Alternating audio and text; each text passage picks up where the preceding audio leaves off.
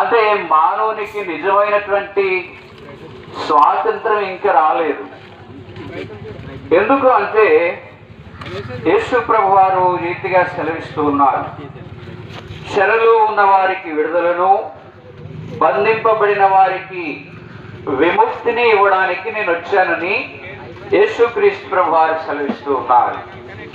ప్రియమైన స్నేహితుడా, సోదరి, మానవుడు పాపానికి బానిసగా ఉన్నాడు. ఏ చెరలో ఉన్నాడండి మీరు అనవచ్చు. పాపం అనే చెరలో మానవుడు మ్రగ్గుతూ ఉన్నాడు. మానవుడు సారాయికి బానిసగా ఉన్నాడు. సారాయి చేత మరి మ్రగ్గుతూ ఉంటున్నాడు. అబద్ధము, మోసము, దొంగతనము, ఇలాంటి అనేకమైనటువంటి పాపముల చేత మానవుడు పట్టబడి పాపపు చెరలో ఉన్నాడు. అందుకే యేసుప్రభు వారు ఈ రీతికి సెలవిస్తూ వచ్చినారు, మీరు నా వాక్యమందు నిలిచిన వారైతే నిజముగా నాకు శిష్యులైంది సత్యమును గ్రహించుదురు, అప్పుడు సత్యం మిమ్మల్ని స్వతంత్రులుగా చేయను. కాబట్టి మానవుని యొక్క పాపం నుంచి మానవుడు స్వతంత్రుడు కావాలంటే దేవుడు ఒక శ్రేష్టమైన ఏర్పాటు చేసినాడు. యేసు ప్రభువు వారి యందు విశ్వాసం ఉంచడం ద్వారా మానవుడు పాపపు కట్ల నుంచి విడిపించబడతాడు. మానవుని యొక్క పాప పంకిలమైనటువంటి జీవితం, పాపము చేత బంధించబడిన మానవుని జీవితము విడిపించబడుతుంది, స్వతంత్రుడిగా చేయబడతావు. మేము ఎప్పుడు వినేదే కదండి, ఇదే మాటలు చెప్తూ ఉన్నారు అని నీవు అనొచ్చు. పిల్లరా, మానవుని యొక్క పాపము క్షమించబడకపోతే, మానవుని యొక్క పాపానికి ప్రాయశ్చిత్తము లేకపోతే మానవుడు బహు భయంకరమైనటువంటి నరక శిక్షను అనుభవించాలి. ఇదేదో అనుకుంటూ ఉంటామండి అని నీవు అనుకోవచ్చు. కాదండి.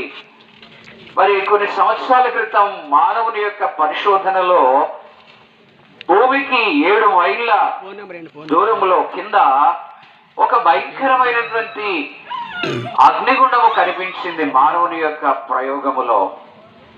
ప్రియులారా, ఏదైనా పాపమునకు శిక్ష వాస్తవం. దేవునికి 2 ప్రాముఖ్యమైన స్వభావాలు ఉన్నాయి. ఒకటి ఆయన ప్రేమ కలిగిన వాడు, రెండవది ఆయన న్యాయం కలిగిన వాడు. ఆయన నీతి న్యాయం ఏమంటుందంటే పాపము చేసిన వారిని శిక్షించాలి. శిక్షించకపోతే ఆయన న్యాయవంతుడు ఎలా అవుతాడు? దేవుని ప్రేమ అంటుంది పాపం చేసిన వారిని శిక్ష నుండి విడిపించాలంటుంది. ఈ 2 శిలువలో సాధ్యమైనాయి. ప్రియ స్నేహితుడా, నీవు నేను సర్వలోకములో ఉండే మానవులు చేసిన ప్రతి పాపము కొరకై రావలసిన శిక్ష ఆయన అనుభవించినాడు.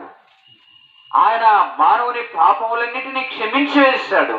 ఇప్పుడు యేసయ్య దగ్గరికి వస్తే నీ పాపాలు క్షమించబడతాయి. యేసయ్యను నమ్ముకుంటే, ఆయన విశ్వాసం ఉంచితే నీ పాప జీవితము నుంచి నీ విడుదల పొందుతావు. ఇక్కడ చేరిన చెప్తున్నటువంటి మేమందరము కూడా పాప జీవితము నుండి విమోచించబడ్డాం. ఒకప్పుడు భయంకరమైన పాపానికి దాసులుగా బ్రతికాం, చెరలో ఉన్నాం.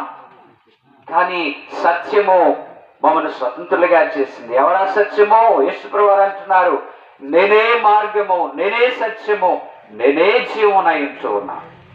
ప్రియరా, ప్రభువు యేసునందు విశ్వాసం ఉంచు, నీ పాపములకు క్షమాపణ కలుగుతుంది, పాపము నుండి విడిపించబడతావు, నిత్య జీవం మోక్షములో ప్రవేశిస్తావు. ఒక్క మాట చెప్పి వెళ్ళిపోతామండి. ఒకవేళ యేసుని నమ్మకపోతే ఏమైందండి అనుకోవచ్చు నువ్వు. చాలా మంది ఉన్నారు కదా, వారెవరూ మన పాపముల కొరకై ప్రాణం పెట్టిన దాఖలాలు మన గ్రంథాల్లో ఎక్కడ కూడా లేదండి. దుష్ట శిక్షణ శిష్య రక్షణ అన్నాడు మానవుడు.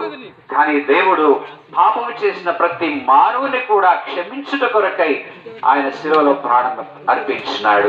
ప్రభువు విశ్వాసం ఉంచుము, అప్పుడు నీవును నేటి వారును గొప్ప ఆత్మరక్షణ, విడుదల, విమోచన పొందెదరు.